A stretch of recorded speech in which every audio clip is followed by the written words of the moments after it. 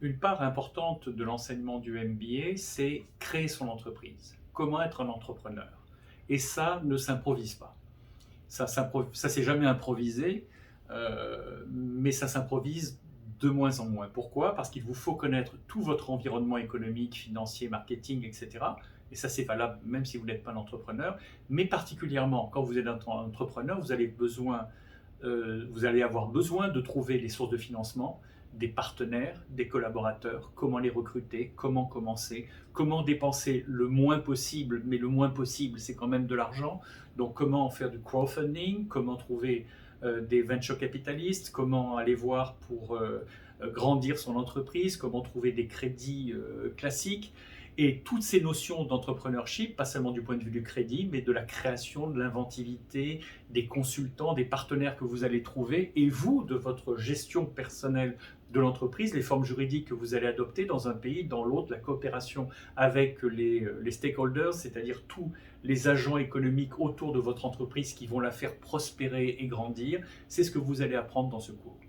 Nous avons un autre cours très intéressant qui est un cours d'éthique dans le business et la finance. Pourquoi l'éthique? D'abord parce que c'est bien de se conduire moralement, d'être conscient qu'on a une fonction dans la société, qu'on n'est pas seulement une machine à faire du fric, mais on a une fonction aussi en tant qu'être humain, une fonction sociale, pour soi-même, pour sa famille, pour ses proches, et pour le reste de l'humanité, bien se conduire quand on est entrepreneur. Moi, je sais, en tant qu'avocat, j'ai vu toute ma vie que les gens qui se comportaient bien, ça leur revenait en bien. Et ceux qui se comportaient mal, hélas pour eux, ça leur revenait en mal. Et donc, tant qu'à faire, autant se comporter bien. Deuxièmement, vous avez une notion juridique qui fait que quand on se comporte mal, on se fait attraper et on a des sanctions. Donc, pour ne pas avoir d'ennui, ni avec sa conscience, ni avec la police, le gouvernement, les autorités financières et tout le reste, etc., eh ben on va essayer de se comporter bien. Et ça s'étudie. Ça s'étudie parce qu'il y a certaines choses que vous ne pouvez pas savoir. Prenons par exemple le délit d'initié, l'insider trading. Eh bien, il va falloir comprendre ce que c'est. Quand quelqu'un vous dit, tiens, mon entreprise va développer ce nouveau produit, c'est le 18e vaccin, ou c'est le 15e logiciel, ou c'est le 20e smartphone, etc., etc. Personne ne le sait, mais il va sortir dans 2 mois. Vous dites, c'est sympa, et vous allez acheter des actions de l'entreprise.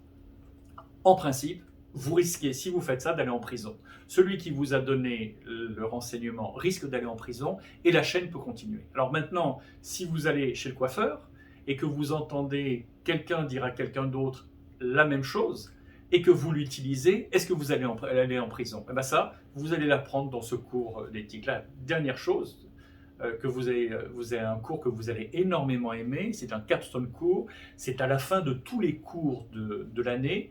Vous allez travailler en groupe, à distance, mais en groupe, avec un groupe d'autres étudiants, et vous allez vous trouver dans la situation où vous tout seul créez une entreprise, ou une grande entreprise, une grande banque vous donne de l'argent pour créer votre entreprise, donc vous allez avoir tous les éléments pour créer votre entreprise, etc.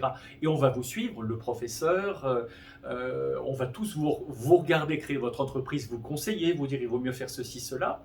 Et ensuite, vous allez aller sur le marché avec les membres de votre équipe et voir comment vous allez pouvoir marier vos entreprises. C'est-à-dire, l'un devient client, l'autre fournisseur, ou bien l'un se porte pas bien, il est racheté par l'autre, ou bien tout simplement on fait une merger, ou si on fait une merger qui ne marche pas, on fait un spin-off.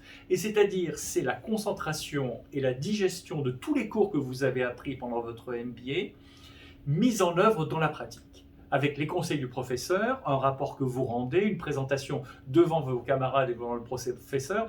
On fait ça, moi c'est un domaine que je fais ça depuis des années et des années et des années, c'est énormément de fun, on s'amuse beaucoup et on apprend énormément. Et donc on finit en beauté, puis après c'est la graduation, on a son MBA.